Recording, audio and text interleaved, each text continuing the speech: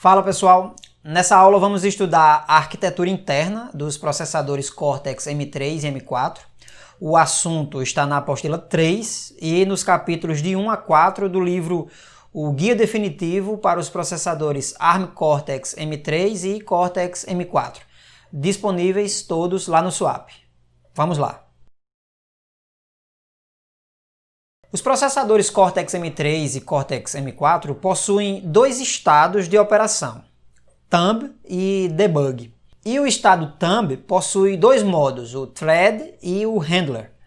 Além disso, no modo Thread, os processadores podem ter níveis de acesso privilegiados e também não privilegiados. O nível de acesso privilegiado pode acessar todos os recursos do processador, enquanto o nível de acesso sem privilégios significa que algumas regiões de memória estão inacessíveis e algumas operações não podem ser usadas. Esses estados e modos de operação estão mostrados nessa figura aqui. Quando o processador é parado, por exemplo, pelo debugger ou após atingir um breakpoint de software, ele entra no estado de depuração, é o debug state, e para de executar as instruções. Se o processador estiver executando o código de um programa, então ele estará no estado Thumb. Ao executar o código normal da aplicação, dizemos que o processador está no modo Thread. Nesse modo, o processador pode estar no nível de acesso privilegiado ou no nível de acesso não privilegiado.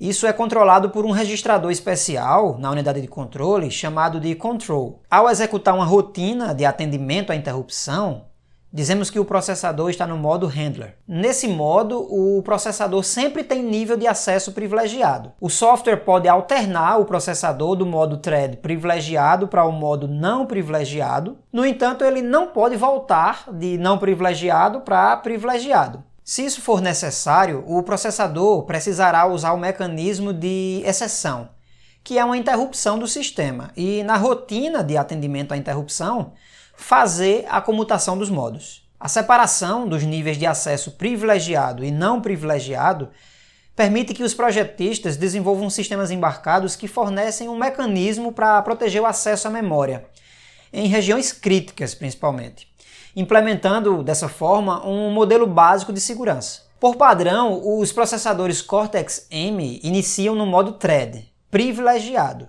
e no estado Thumb. Em muitas aplicações simples, não tem necessidade de usar o modo Thread sem privilégios. O estado Debug é usado apenas para operações de depuração. Esse estado permite que o depurador acesse ou então altere os valores dos registradores do processador. A arquitetura ARM é do tipo Load Store, ou seja, se os dados na memória devem ser processados, então eles precisam ser carregados da memória para os registradores do banco, processados pelo processador e em seguida gravados na memória, se for preciso. Por ter um número suficiente de registradores no banco, esse arranjo permite que seja gerado um código de programa eficiente. Por exemplo, várias variáveis de dados podem ser armazenadas no banco de registradores por um período de tempo, sem a necessidade de ser atualizado para a memória do sistema e lido novamente toda vez que eles tiverem que ser usados. O banco de registradores nos processadores Cortex M3 e Cortex M4 possui 16 registradores de 32 bits. 13 deles são registradores de uso geral, e os outros 3 têm usos especiais, como nós podemos ver nessa figura aqui. Os registradores R0 a R12 são de uso geral. Os 8 primeiros, R0 a R7, também são chamados de registradores baixos, Low Registers. Muitas instruções de 16 bits de comprimento podem acessar apenas os registradores baixos devido ao menor número de bits para codificar a instrução e especificar os registradores. Os registradores altos, R8 a R12, podem ser usados com instruções de 32 bits de comprimento e alguns com instruções de 16 bits. R13 é o ponteiro da pilha, o stack pointer. Ele é usado para acessar a pilha de memória através de operações do tipo push e pop. Nos processadores ARM Cortex-M, as operações push e pop são sempre de 32 bits. E os endereços das transferências nas operações de pilha são armazenados nesse registrador R13. R14 também é chamado de Link Register, LR. É usado para armazenar o endereço de retorno ao chamar uma função ou subrotina. No final da função ou da subrotina, a execução pode retornar ao programa inicial recarregando o valor de LR no contador de programa, no PC. Quando uma chamada de função ou subrotina é feita, o valor de LR é atualizado automaticamente com o valor atual do PC, que seria a próxima instrução a ser executada. Se uma função precisar chamar outra função, então será necessário salvar o valor de LR na pilha primeiro. Caso contrário, o valor atual em LR será perdido quando a segunda chamada de função for feita. Durante o tratamento de interrupções, o LR também é atualizado automaticamente para um valor especial chamado de retorno de exceção, que é usado para acionar o retorno de exceção no final da rotina de atendimento da exceção. R15 é o contador de programa, o PC. Ele pode ser lido e gravado. Uma leitura retorna o endereço da próxima instrução. Gravar no PC causa uma operação de desvio. Na maioria dos casos, desvios e chamadas de função são tratadas pelas instruções dedicadas a essas operações, então não é muito comum usar instruções de processamento de dados para fazer uma atualização no valor do PC. Além dos registradores do banco, existem outros registradores internos, como o registrador que contém o status do processador e também controla o mascaramento, quer dizer, a habilitação ou então a desabilitação das interrupções. O núcleo ARM usa o CPSR, Current Program Status Register, para monitorar e controlar as operações internas do processador. O CPSR é um registrador dedicado de 32 bits, e essa figura mostra o layout desse registrador, que é referido como XPSR. O CPSR possui os bits de status, bits de extensão e bits de controle. Os bits mais importantes aqui são o N, Z, C, V e Q, que são os bits de status. O bit Q sinaliza uma operação de saturação, que é uma operação que faz parte do conjunto de instruções DSP.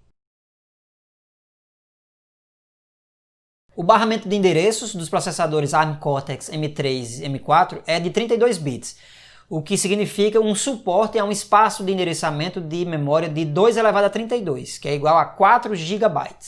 Os endereços vão de todos os bits 0 até todos os bits iguais a 1. Um importante aspecto dos processadores Cortex-M é que a memória de programa, a memória de dados, os periféricos externos e também os internos ocupam o mesmo espaço de endereçamento de memória, embora esses dispositivos de memória sejam fisicamente distintos e os barramentos de endereço podem também ser diferentes. Os tipos básicos de dados que podem ser armazenados têm comprimento de 8 bits, são chamados de bytes, 16 bits, half words, e 32 bits, words. Como o menor tipo de dado é o byte, dizemos que a memória é byte endereçável. Isso quer dizer que cada endereço de memória corresponde ao endereço de um byte.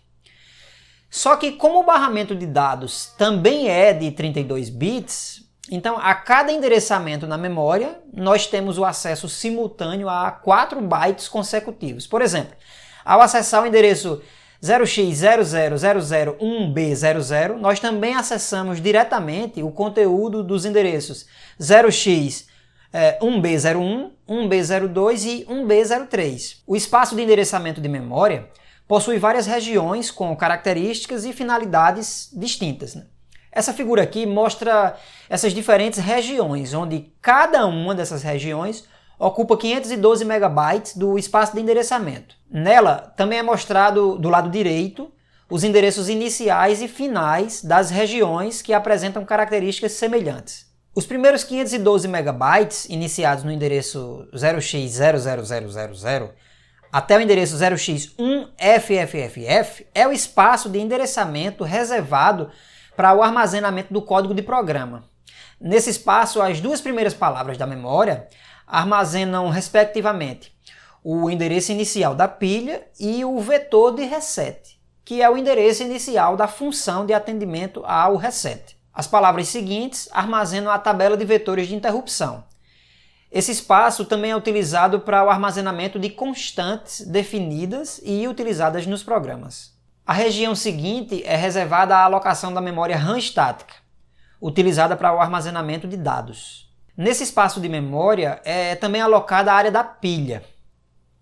Em seguida, temos a região destinada aos periféricos internos, que é seguida por duas regiões que formam um espaço de 1 GB reservado à memória RAM externa. Muitos processadores não suportam acesso à memória externa porque o barramento de acesso exige uma grande quantidade de pinos disponíveis no chip, o que requer também que o encapsulamento seja muito grande. O espaço de 1 GB seguinte é destinado ao endereçamento de dispositivos externos, e a última região é destinada aos periféricos que controlam as operações internas do próprio processador, como o controlador de interrupções, o NVIC, que eu já falei, o timer do sistema, o System Timer, que é o SysTick, registradores de controle e de suporte à depuração, além de um espaço para que os fabricantes de microcontroladores insiram seus periféricos de controle específicos para cada um de seus produtos.